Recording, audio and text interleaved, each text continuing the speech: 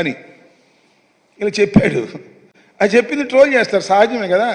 మంచి అయినా అంతే, చెడైనా అంతే. నన్ను ట్రోల్ చేయట్లేదు, మీరు చేస్తారు, చేసుకోండి, మాకేం అభ్యంతరం లేవు.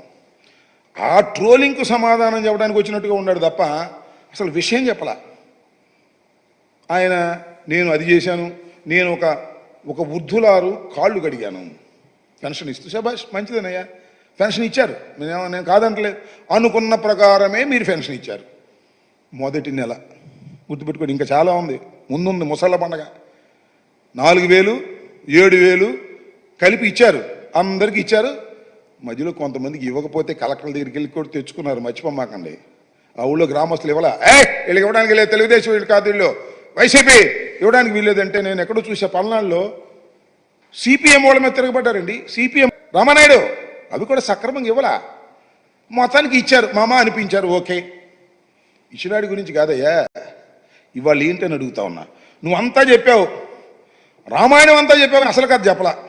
నేను అడుగుతా ఉన్నా, ఏమండి రామానాయుడు గారు, మీరు ఈ పిల్లకి ఇచ్చా, ఈ పిల్లకి ఇచ్చా, ఈ పిల్లకి ఈ పిల్ల అన్నది అందరికి ఇస్తారా? ఎవరా? ఇది చెప్పలా.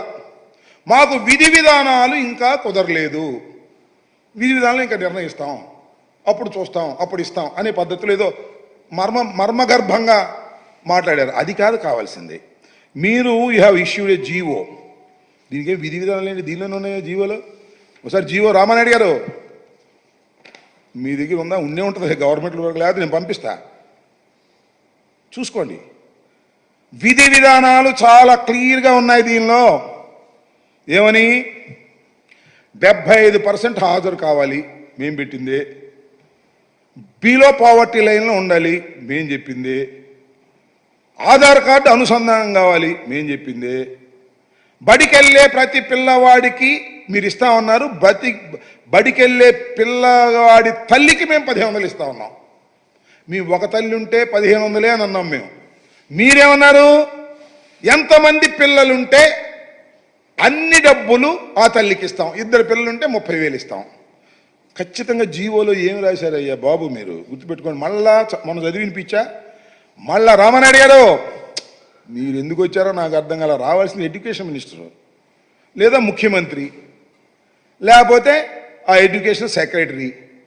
నిన్నేదో విద్యాశాఖ వాళ్ళు ఒక ప్రకటన ఇచ్చినట్టుగా విధి విధానాలు ఇంకా ఫైనల్ అయిపోయినాయి, విధి విధానాలు అయిపోయినాయి, అన్నీ అయిపోయినాయి. మీరు ఇంకా విధి విధానాల దగ్గరే ఉన్నట్టున్నారు. వాళ్ళు డబ్బులు పంచే పరిస్థితిలో ఉన్నట్టుగా లేరు. మీరు డబ్బులు ఈ అమ్మఒడి దీని పేరు ఏమన్నారు, తల్లికి వందనం వేసే పరిస్థితుల్లో మీరు కనపడలేదు. చూడండి, నేను చెప్తున్నా. As a part of government assured flagship program, the government under Talliki Vandanam scheme is providing financial assistance of rupees 15,000 per annum to each mother or recognized guardian who is below poverty line household and sending their children to schools, colleges, that is from class 1st to 7th.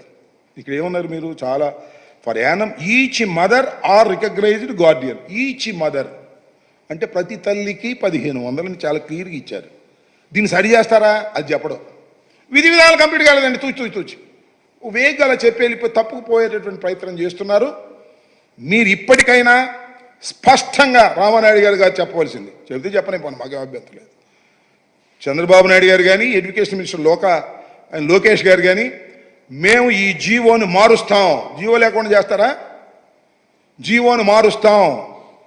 ప్రతి తల్లికి కాదు, ప్రతి విద్యార్థికి, స్కూల్కి వెళుతున్న ప్రతి విద్యార్థికి 1,500 చొప్పున ఎంతమంది పిల్లలు వెళుతుంటే అన్ని 15,000 మేము ఇస్తాము అని చెప్పి మీరు మార్చిన రోజునే మిమ్మల్ని నమ్మశక్యమవుతుంది తప్ప, లేకపోతే మీరు బుడవగా కొడుతున్నట్టు అర్థమైంది.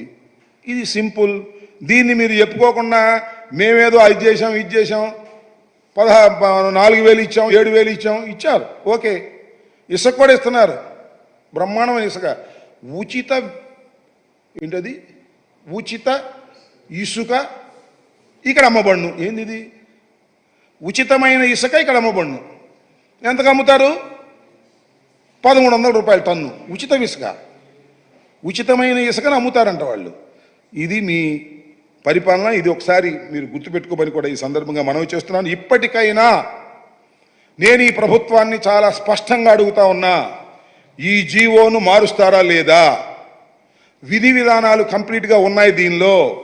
మీరు నాలిక మడతేసి తప్పుకోవడానికి ప్రయత్నం చేస్తున్నారు. అందువల్లే ముఖ్యమంత్రి గారు